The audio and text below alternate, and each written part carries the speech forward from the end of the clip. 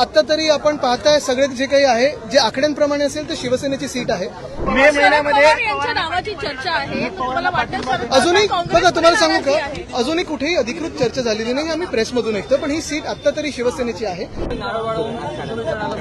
आज तसं पाहिलं तर छत्रपती शिवाजी महाराज जयंती आणि इथे छत्रपती शिवाजी महाराज पार्कमध्ये नारळ वाढवून मी आणि राजसाहेबांनी आम्ही दोघांनी इथे कामाचा शुभारंभ केलेला आहे. हे ऐतिहासिक मैदान आहे. इथून अनेक राजकीय नेते असतील, क्रिकेटपटू असतील, हे घडलेले आहेत आणि ह्याच मातीचं आपल्याला योगदान या देशाला माहिती आहे. तिथे सुशोभीकरण करत असताना खरोखर आनंद होत आहे आणि नीटनेटकं हे मैदान राहावं ही सगळ्यांची इच्छा आहे. दुसरा राजकीय महत्वाचा प्रश्न आहे. आता राज्यसभेची निवडणूक जाहीर झालेली आहे आणि एक उमेदवार आपला निवडून येईल. काय भूमिका असेल? निश्चितपणे अजूनही आपल्याला माहिती आहे. आता तरी आपण पाहताय सगळे जे काही आहे जे आकड्यांप्रमाणे असेल तर शिवसेनेची सीट आहे आणि निश्चितप्रमाणे त्या दिशेने महाविकास आघाडीमध्ये चर्चा होईल. मे महिन्यामध्ये यांच्या नावाची चर्चा आहे. तुम्हाला वाटेल का? अजूनही बघा तुम्हाला सांगू का, अजूनही कुठेही अधिकृत चर्चा झालेली नाही. आम्ही प्रेसमधून ऐकतो, पण ही सीट आता तरी शिवसेनेची आहे आणि चर्चा नेत्यांच्या पातळीवर नक्कीच. ऐका आता कुठेही गोंधळ नको म्हणून मी परत एकदा सांगतो. अजून ह्या सगळ्या काही ज्या चर्चा आहेत ह्या बाहेर अफवा आहेत. कुठेही अधिकृत चर्चा झालेली नाहीये. विधान परिषदेत असो किंवा राज्यसभेत असो, संख्याबळावर जर आपण पाहिलं आणि रोटेशनमध्ये पाहिलं तर हा शिवसेनेची वेळ आहे, शिवसेनेची जागा आहे.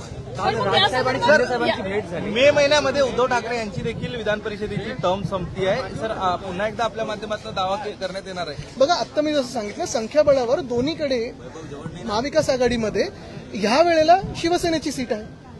राज ठाकरेंनी काल एकनाथ शिंदे यांची भेट घेतली आणि त्यांच्याकडून चर्चा देखील झाली. 20 मिनिटं चर्चा झाली.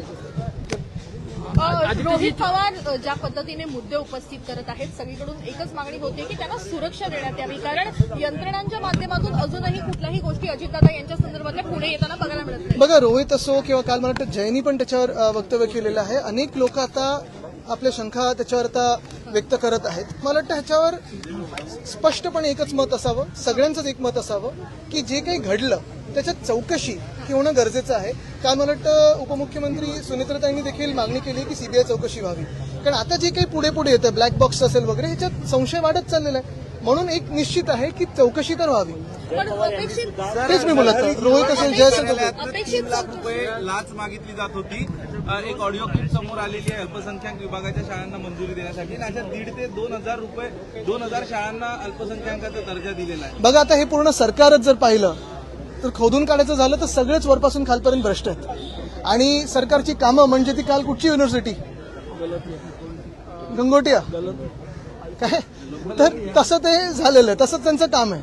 आदित्यजी साधारणतः 10 वर्ष आधी जलपूजन केलं गेलं होतं अरबी समुद्रात, महाराजांचा अश्वारूढ, पण अजूनही कुठेही त्याचं काही चिन्ह दिसत नाहीये.